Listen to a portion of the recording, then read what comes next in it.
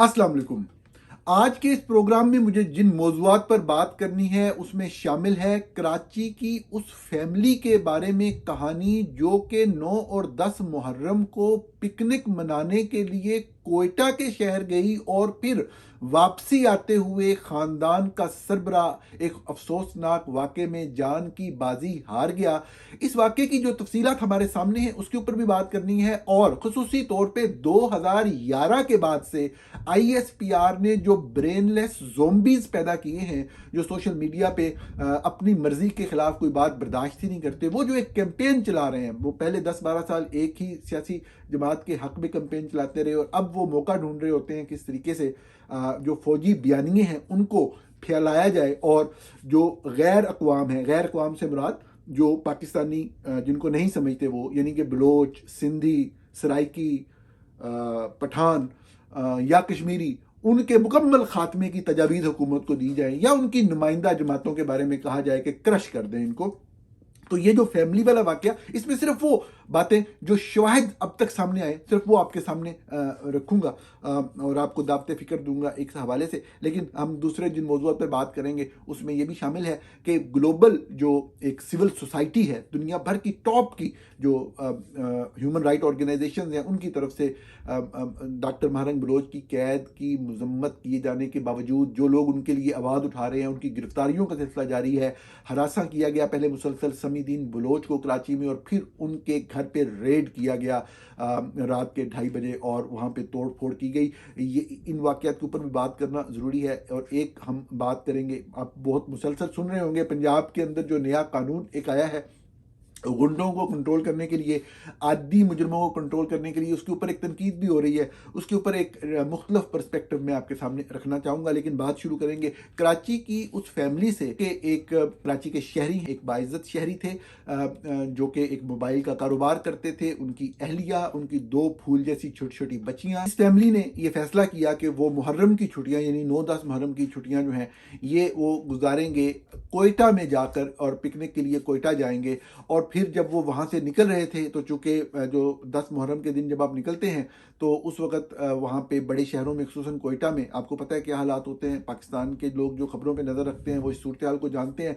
Cellular services बंद होती हैं और फिर आप ज़्यादातर डिपेंड कर रहे होते हैं आज के इस दौर में, GPS के दौर में, कि GPS आपको जहाँ गाइड करे। और जो ख़बरें रिपोर्ट की गई उनके मुताबिक उनका चूँकि GPS नहीं चल रहा था और फिर जब कोयटा शहर से निकले तब वो चला, बहरहाल वो मिसगाइड हुए और वो दश्त के एरिया में पहुंच गए और वहाँ पर अल्टीमेटली जो है वो जो भी वाक़या पेश आया जिसकी तफसील अभी सामने आ रही हैं, फायरिंग की गई गाड़ी के ऊपर जिसके नतीजे में जो सरबराह हैं इसके जो एक शॉपकीपर थे जो एक मोबाइल का कारोबार करते थे, मोबाइल बेचने का, वो अपनी जान से हाथ धो बैठे। ये वाक़या हुआ, बहुत ही अफसोसनाक वाक़या हुआ, वायलेंस का वाक़या है। वायलेंस सफदर है कि उसको हम हर सतह पे हर लिहाज से कंडेम करते हैं, कंडेम किया भी जाना चाहिए। लेकिन अनफॉर्चुनेटली इस हवाले से ये नहीं हुआ। इस हवाले से फौरी तौर पर एक रिस्पॉन्सिबिलिटी फ़िक्स की गई कि जी ये तो फ़लाँ जमात ने किया है, फ़लाँ दहशतगर्दों ने किया है, तो अब आप उनके खिलाफ एक्शन लें। एक पूरी नफ़रत अंगेज़ी की कैंपेन चलाई गई मुसलसल पाकिस्तानी चंद मखसूस सहाफ़ियों की तरफ से, चंद वीलॉगर्स की तरफ से और ख़ुसूसी तौर पे चंद सोशल मीडिया ट्रोल्स की तरफ से जो अपेरेंटली बाज़-औक़ात फ़ौज के ख़िलाफ़ भी बात करते हैं या फ़ौज की सियासत में मुदाखलत के ख़िलाफ़ भी बात करते हैं। एक ख़ास तरह का बयानिया बनाने की मुसलसल कोशिश की गई। हक़ाइक़ को अगर आप गौर से देखें तो आपको चंद चीज़ें जो हैं वो चंद डॉट जो हैं वो कनेक्ट होते हुए नज़र नहीं आते। इस बात में तो कोई दूसरी राय ही नहीं कि ये मज़लूम फैमिली, ये एक बाइज़्ज़त शहरी कराची के, इनका हक बनता है कि वो जहाँ पर भी जाएं, जहाँ पे भी पिकनिक मनाना चाहें। लेकिन यकीनी तौर पे बाज़ ऐसी सूरत हाल या ऐसे वाक़यात उनके मारे जाने के बाद पैदा हुए जो कि चंद सवालों को जन्म देते हैं, क्योंकि जो कैंपेन चलाई गई वो बहुत ही बड़ी उसके ऊपर सवाल उठते हैं। क्योंकि ये बात हमें कभी नहीं भूलनी चाहिए कि हमारी रियासत बहुत जालिम है, पाकिस्तान की इस्टेब्लिशमेंट बहुत जालिम है। वो अपने हक में राय अम्मा हमवार करने के लिए और अपने मुखालिफ को ख़त्म करने के लिए, अपने मुखालिफ को बदनाम करने के लिए वो किसी हद तक जा सकते हैं। मैं आपको रियासत की जो संग दिली है उसका लेवल बताना चाह रहा हूँ कि रियासत जो है वो किस तरीके से ऑपरेट करती है। वो जुल्म और जबर को जारी रखने के लिए वो किसी हद तक भी अपने लिए जवाब जो है वो तराशती है। जब पीटीआई ने, पाकिस्तान तहरीक इंसाफ ने लॉन्ग मार्च वगैरह किए, कोई लॉन्ग मार्च एक तो पहले उन्होंने किया जब उनकी हुकूमत चली गई, जो भी उनके मकासद थे, बहरहाल उसके अंदर कुछ आप कह लें कि तशद्दुद के वाक़यात हुए। तो जब उन्होंने नवंबर में एक लॉन्ग मार्च का ऐलान किया 2024 में, तो एक बड़ी नज़र थी इस बात के ऊपर कि अब वायलेंस ना हो। क्योंकि पाकिस्तान तहरीक इंसाफ से आप 100 बार इख्तलाफ कर सकते हैं, मेरा भी इख्तलाफ है, लेकिन वो एक सियासी जमात है, पाकिस्तान के लोग हैं। आपकी नफरत जिस हद तक किसी भी के खिलाफ जो निकलती है वो बेसिकली आपकी शख्सियत की अकास होती है कि आप कितने जमहूरी रवैये रखते हैं। जब सिर्फ आप इख्तलाफ राय की बुनियाद पर या किसी के जुल्म, साबदर है कि उनकी भी हुकूमत रही, उन्होंने भी हर तरह का गलत रियासती हथकंडा इस्तेमाल किया, उस बुनियाद पर उनसे इख्तलाफ ज़रूर किया जा सकता है, उनको गलत ज़रूर कहा जा सकता है, लेकिन यह कभी भी नहीं हो सकता कि आप कहें वो इंसान ही नहीं है। तो उनका हक के एहतजाज ज़रूर था। जब नवंबर 2024 में पाकिस्तान तहरीक इंसाफ के लोग एहतजाज कर रहे थे, तो मेरे जैसे सहाफ़ी की एक ख़ास नज़र इस बात के ऊपर थी कि यहाँ पे वायलेंस अब होगी। नज़र आ रहा था कि वायलेंस होगी, तो वायलेंस का आगाज़ कहाँ से होगा। तो जो डिस्कशंस होती थी उसमें एक जनरल गपशप में यही बात होती थी कि कोई भी चीज़ कभी भी डिमॉन्स्ट्रेटर्स की तरफ से, प्रोटेस्टर्स की तरफ से नहीं होनी चाहिए, नहीं तो ये जवाज़ तराशेंगे। तो यकीनी तौर पे इस चीज़ को फिर ऑब्जर्व भी किया, जो सहाफ़ी वहाँ पे मौजूद थे उन्होंने भी ऑब्जर्व किया कि जो प्रोटेस्ट करने वाले लोग थे उनकी तरफ से ऐसी कोई चीज़ नहीं हुई। यकायक आपको याद होगा एक खबर आती है कि प्रोटेस्टर्स ने, पाकिस्तान तहरीक इंसाफ के प्रोटेस्टर्स ने गाड़ी चढ़ा दी है पुलिस वालों के ऊपर, रेंजर्स वालों के ऊपर, रेंजर्स वाले मार दिए गए हैं, रेंजर्स वाले शहीद हो गए हैं। पाकिस्तान तहरीक इंसाफ ने, पीटीआई के लोगों ने, आपको याद होगा इस तरीके से हेडलाइंस चलाई गई, थड़ा थड़ ठा ठा करके ब्रेकिंग न्यूज़ चली। अब हम चूंकि देख रहे थे, बराह रास्त देख रहे थे चीज़ों को, लोग मौजूद थे वहाँ पे, हमें पता था ऐसा कोई वाक़या सिरे से पेश ही नहीं आया। प्रोटेस्टर्स किसी और जगह पे हैं, ये जहाँ पे वाक़या बता रहे हैं वो किसी और जगह पे है। और फिर बाद में उस वाक़े का ड्रॉप सीन भी हुआ। जिन लोगों ने झूठी खबरें चलाई, जिन्होंने इश्तियाल फैलाया अपने वीलॉग्स के जरिए, अपने प्रोग्राम के जरिए, अपने ट्वीट्स के जरिए, अपनी तहरीरों के जरिए, उन्होंने आज के दिन तक माफ़ी नहीं मांगी। आपके सामने उसी वक्त ही रियल टाइम में आपको बताया गया कि ऐसी कोई बात नहीं है, ऐसा वाक़या नहीं हुआ। और इस वाक़े को सिर्फ एक बड़ा, आपको याद होगा बाद में उनका जनाजा हुआ जिसमें प्राइम मिनिस्टर, आर्मी चीफ और सब लोग, एक ऐसे तासुर दिया गया जैसे बहुत बड़ा एक जुल्म हो गया है, एक चीज़ हो गई है। अब वो क्या चीज़ थी वो ना आपको आज तक समझ आई, जिनको समझ है उनको तो समझ है। इस तरह के 20 वाक़यात हैं जो चीज़ होती है। इस वाक़े के अंदर एक चीज़ बड़ी क्लियर है कि हमने देखा कि जिस जमात के ऊपर इल्ज़ाम लगाया जा रहा है कि उस जमात ने या उस मुसल्ला ग्रोह ने इनको मारा है, उनकी एक हिस्ट्री रही है। वो जब भी कोई चीज़ करते हैं वो उसका आके जिम्मेदारी तस्लीम करते हैं। कोई भी ऐसा वाक़या नहीं है माजी में जिसमें उनकी जिम्मेदारी तस्लीम उन्होंने ना की हो। जो वो करते हैं, जो वायलेंस करते हैं वो गलत करते हैं, कभी कोई उसको जस्टिफाई नहीं किया जा सकता।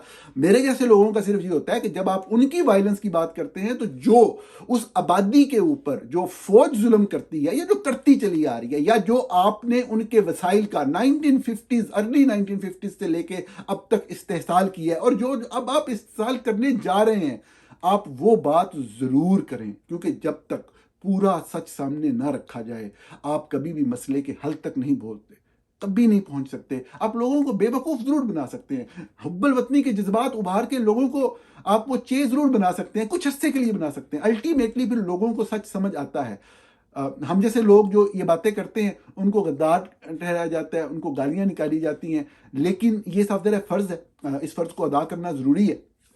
मैं आपको जो एक वेरीफाइड बात अगर बता सकता हूं वो ये है कि अगर आप अपनी स्क्रीन पे इस वक्त देख रहे हैं तो ये जो अकाउंट है जहां से ये पोस्ट आई है, मैं ज़ाती तौर पे आपको गवाही दे सकता हूं कि मैं ज़ाती तौर पे जानता हूं कि ये ट्वीट जो अकाउंट्स है ये मारखोर ट्वीट्स के, और जो अब ये मल्टीपल अकाउंट्स बन गए, कश्मीर के हवाले से अलहदा बन गया, बलूचिस्तान के हवाले से अलहदा बन गया, या बाकी जो भी बने, ये ISPR जो इस वक्त मेजर जनरल अहमद शरीफ चौधरी, बल्कि लेफ्टिनेंट जनरल अहमद शरीफ चौधरी की क़यादत में जो एक सेटअप है, मेन अकाउंट इनका पहले अहमद शरीफ चौधरी साहब खुद चलाते थे, अब उसमें काम डिस्पर्स किया गया। ये बात मैं ज़ाती तौर पे जानता हूँ। मेरे लिए सबसे अहम ये है, मैं आपको प्रोपेगेंडा की तरफ माइल नहीं करूंगा, मैं आपको ये नहीं कहूंगा ये बात ऐसे है, इसका ये मतलब निकलता है, ये वाकया ऐसे हुआ है, मेरे जराए ये बता रहे हैं, मेरे कोई जराए नहीं है।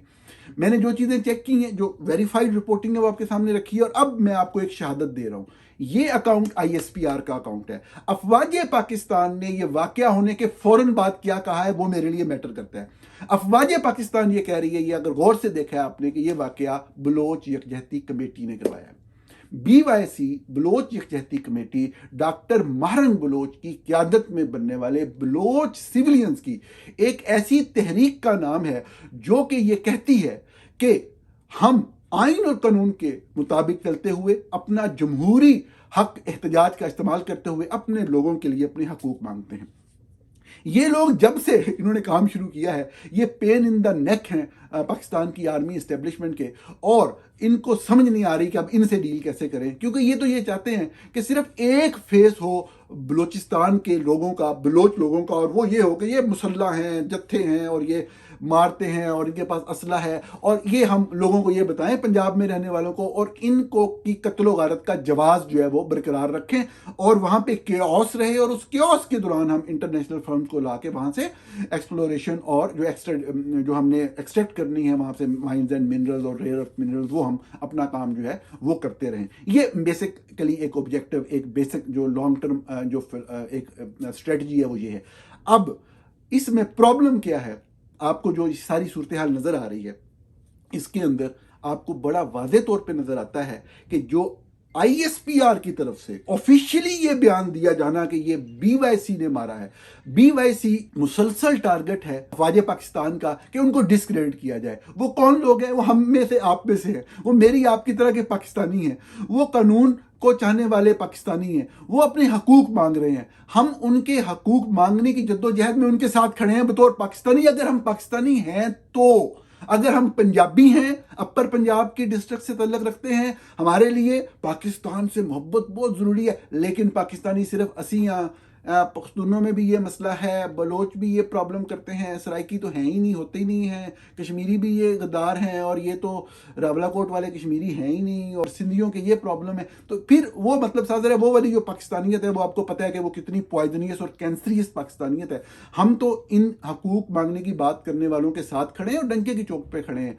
ये ट्वीट साबित करता है ISPR का कि वो हकाइक नहीं है जिनके ऊपर प्रोपेगेंडा किया जा रहा है कराची की इस फैमिली, इस शख्स के मारे जाने का। इस बात को आप समझें, ये मैं आपके सामने हकाइक रखना चाहता था। अगले मौजूद की तरफ चलते हैं। आपने देखा कि डॉक्टर महरंग बलोच को सजा सुनाई गई, उम्र कैद की सजा सुनाई गई। ना आप जानते हैं, ना मैं जानता हूं, ना कोई और जानता है, ना वो जज जानता है जिसने फैसला सुनाया कि किस चीज की सजा सुनाई गई। पूरी दुनिया की तमाम ह्यूमन राइट ऑर्गेनाइजेशन ने, चाहे वो एमनेस्टी इंटरनेशनल हो या कोई और अदारा हो, सब ने मिलकर यूरोप के अंदर भी, अमेरिका के अंदर भी मजम्मत की है। जो सजा सुनाई गई सिर्फ और सिर्फ उनको कैद रखने के लिए, उनको बंद रखने के लिए, उनकी आवाज़ दबाने के लिए डॉक्टर महरंग बलोच को। और अब जुल्म की इंतहा ये कि जब लोग उनके लिए प्रेस कॉन्फ्रेंस कर रहे हैं, बात कर रहे हैं, जुबैर शाह आगा जो कि PTM के हैं, उनको गायब कर दिया गया, अगवा हैं, वो सामने नहीं है। बहुत 20 लोग कोयटा से गिरफ्तार हुए हैं। समीदीन बलोच कराची में हैं, उनको मुसलसल हरासा किया गया। सारा दिन पुलिस उनके घर चक्कर लगाती रही कल के दिन, और फिर आखिरकार रात के 2:30 बजे उनके घर में घुस गए, तोड़ फाड़ की, एक एक चीज जो है अलमारियों से निकाल के फेंकी। और बाद में यही सहाफी, यही वीलॉगर, यही ट्रोल बैठे जो ISPR ने क्रिएट किए, ब्रेनलेस ज़ोंबीज, वो बैठे कह रहे हैं जी ये जो कपड़े नीचे गिरे पड़े हैं इसका तो ब्रांड ये है, ये तो बड़े पैसे वाली है, और इस तरह की घटिया और फजूल बातें। और विक्टिम ब्लेमिंग वो आपने देखा किस तरीके से हुआ। लेकिन चूंकि वहाँ पे मुसलसल पुलिस इस तरह से हरेस कर रही थी और अंदर दाखिल होने की कोशिश थी, इस दौरान साजर समीदीन वहाँ से चली गई, वो गिरफ्तार तो नहीं हुई, लेकिन ये सारा वाकया वहाँ पे पेश आया। हम ये देखते हैं, अगर हम गौर करें कि आपके सामने है किस तरीके से जो डॉक्टर महरंग बलोच की आपने देखा कि जो कैद हुई उसकी मजम्मत जो एक ग्लोबल हमारी सिविल सोसाइटी, आपने देखा मलाला यूसुफजई ने जो है वो बड़े स्ट्रॉन्ग वर्ड में उसके ऊपर अपना बयान जारी किया, नरगिस मोहम्मदी ने किया, और तमाम दुनिया भर की जो यूरोप की खुसूसन जो ऑर्गेनाइजेशन है वो उसको कंडेम कर रही हैं स्ट्रॉन्गेस्ट टर्म में। तो जो, लेकिन उसके बावजूद जो अफवाज पाकिस्तान है वो हमलावर हैं बलोच लोगों के ऊपर, उन लोगों के ऊपर जो डॉक्टर महारान बलोच के लिए आवाज़ उठा रहे हैं, उसके बाद हमला किया जाता है समीदीन बलोच के घर के ऊपर। तो ये सब चीज़ें ये दिखाती हैं कि they give it a dam, उनके लिए कोई फ़र्क नहीं पड़ता, भाड़ में जाए जो इंटरनेशनल ग्लोबल अगर कोई सिविल सोसाइटी है, अगर कोई पूरी दुनिया मिलकर आवाज़ उठा रही है तो उन्हें कोई उनका वाहिद मकसद जो है अपना इक़्तिदार तवील करना है। जब डिक्टेटर जनरल आसिम मुनीर का वाहिद मकसद अपने इक़्तिदार को मज़ीद जो है वो स्ट्रॉन्ग करना है, तवील करना है जितना लंबा हो सके, अपने नाकिदीन को ख़त्म करना है, मलिया मेट कर देना है, सफ़ा हैसियत से मिटा देना है या जेलों में डाल देना है। जिस तरह हमारी बहन जो है ईमान अदर मज़ारी जेल में हैं, हमारे भाई हादी अली चट्ठा जेल में हैं।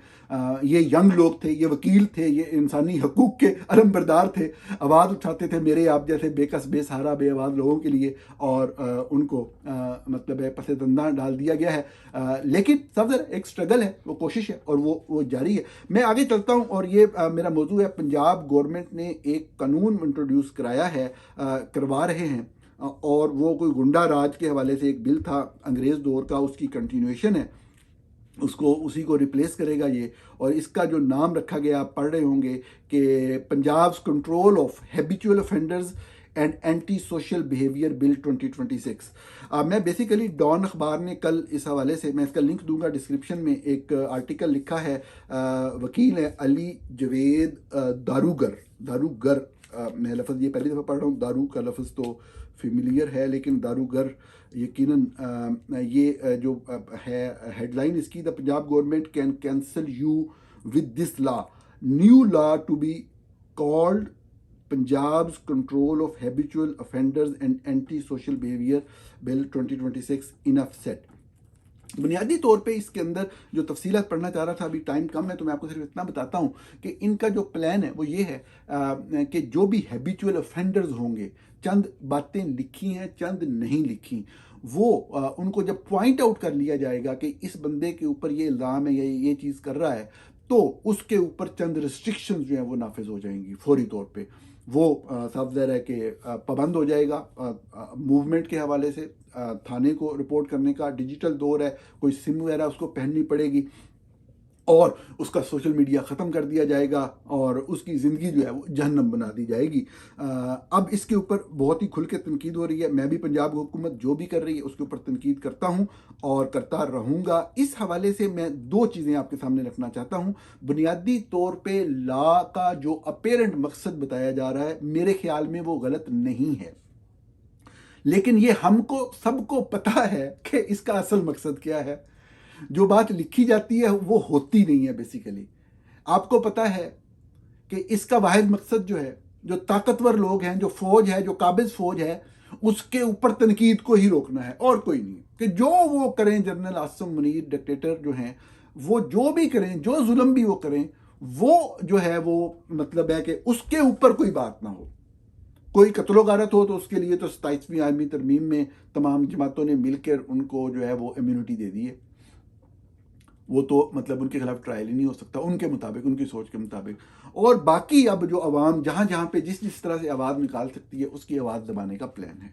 लेकिन मैं आपको ये ज़रूर बताऊंगा, साफ ज़रा मैं कोशिश हमेशा यही करता हूँ कि एक ऐसी डिस्कशन हो कि मुआशरा या सोसाइटी आगे भी चले। हम एक साइड की एक पोजीशन लेके बैठ जाएं और फिर मतलब कोई भी जो एक पॉजिटिव डिस्कशन है वो हो ही नहीं सकती। देखें, ये बात गलत कही जा रही है कि जी इस तरह से चिप बांधना या ये चीज़ कहीं पे होती नहीं है, इस तरीके से ये बेसिक ह्यूमन राइट्स के ख़िलाफ़ है, या ह्यूमन राइट की ऑर्गेनाइजेशंस इस हवाले से इन चीज़ों पे जो पाबंदियों की बात हो रही है ख़िलाफ़ बात करती हैं। मैं सिर्फ ये कहना चाहता हूँ कि ऐसा नहीं है।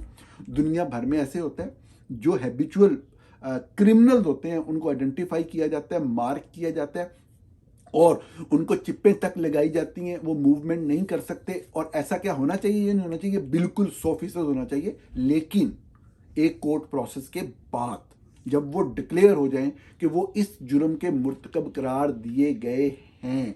इन कवानीन में जो इस खिते में पहले अंग्रेज ने बनाए, या जो जो अब अंग्रेज की बाकियात बना रही हैं शरीफ फैमिली के लोग, ये अपनी मर्जी से लोगों को करना चाहती हैं, ये पॉइंट इसमें गलत है।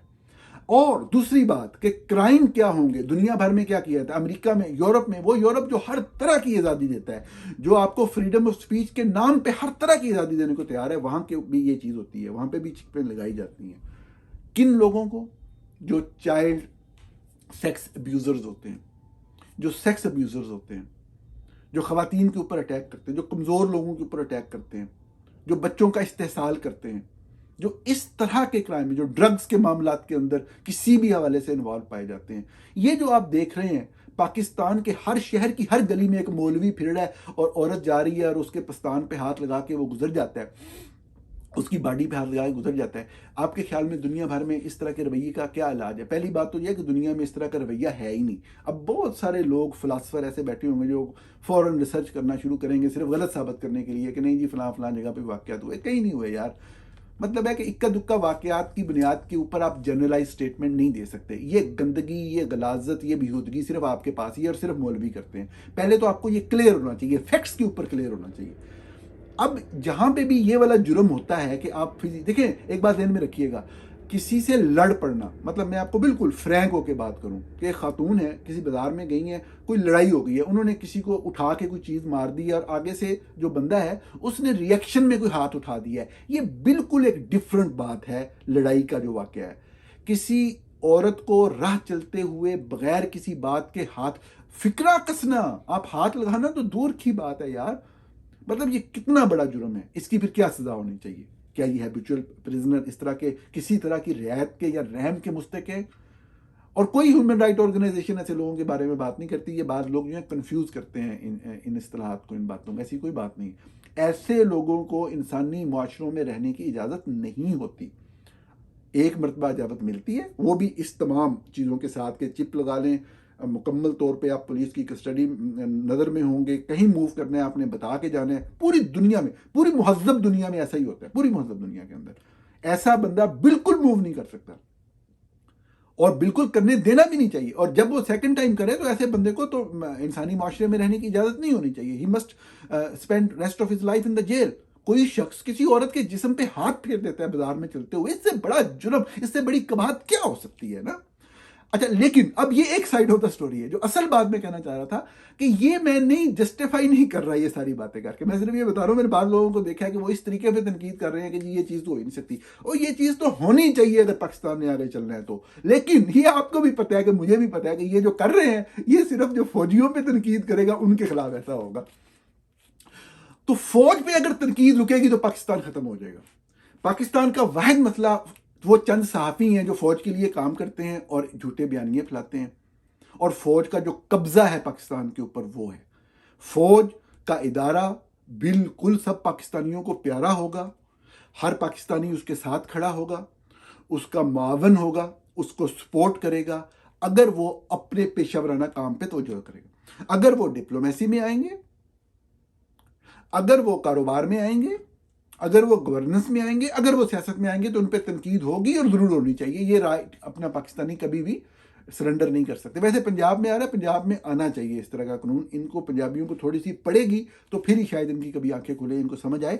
तो मैं कहना ये चाह रहा हूँ, मैं कंक्लूड इस बात पे करूँगा कि इसको भी रैशनली देखने की ज़रूरत है। मैं तो ये समझता हूँ कि मुझे शर्म आती है ये बात करते हुए कि पाकिस्तान के अंदर इस तरह के कवानीन नहीं है हैबिचुअल क्रिमिनल्स को कंट्रोल करने के। होने चाहिए, इससे भी सख्त जो बातें लिखी गई हैं इससे भी सख्त होनी चाहिए। हमारे यहाँ लोग यहाँ पे 10-10 साल से रह रहे होते हैं, कहते असी तो कभी नहीं सुने जी तुम गल कर रहे हो अमरीका। भाई सिस्टम का पता ही नहीं है, खाम खा बहस में उतराते हैं।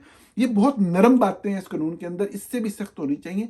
लेकिन जराइम क्लियरली आइडेंटिफाई करें कि आप चाइल्ड सेक्स अब्यूज़र को ये करेंगे, वुमेन के ऊपर फिक्रे कसने वालों के ऊपर ये करेंगे, खवातीन को हरासा करने वालों को ये करेंगे, खवातीन को ये जो हाथ फेरते हैं मौलवी उनके ऊपर करेंगे, मदरसों के मौलवी जो बच्चों का रेप करते हैं उनके साथ ये करेंगे। ये जो तौहीन रसालत का मसला, तौहीन मज़हब का मसला, ये जो बच्चों पे तौहीन का मज़हब पे इल्ज़ाम लगा के उनको फंसाते हैं, इस तरह के लोगों को क्रिमिनलाइज करें ना, जिनके बनाए हुए केसेस अब झूठ साबित हो रहे हैं, उनके चिप्पे लगाएं और उनके अंदर चिप्पे डालें और फिर उनको मॉनिटर करें। ये आप जब क्लैरिफाई कर देंगे लॉ के अंदर तो कोई भी तनकीद नहीं करेगा। सबको पता है आप ये कानून जो लेके आ रहे हैं ये आप सिर्फ फौज के ऊपर तनकीद को कंट्रोल करने के लिए ला रहे हैं। आपके सहाफ़ी इसके हक में बोले, खिलाफ बोले, वो मैटर नहीं करता। तो ये सूरत हाल है। मैं सिर्फ ये नुक्ता नज़र आपके सामने रखना चाहता था कि इस तरह के कवानीन हैबिचुअल क्रिमिनल्स को कंट्रोल करने के लिए मुहज़्ज़ब दुनिया में बिल्कुल हैं, बल्कि जो ममालिक जिनके बारे में आप सुनते हैं ना, बड़े सख्त ममालिक हैं,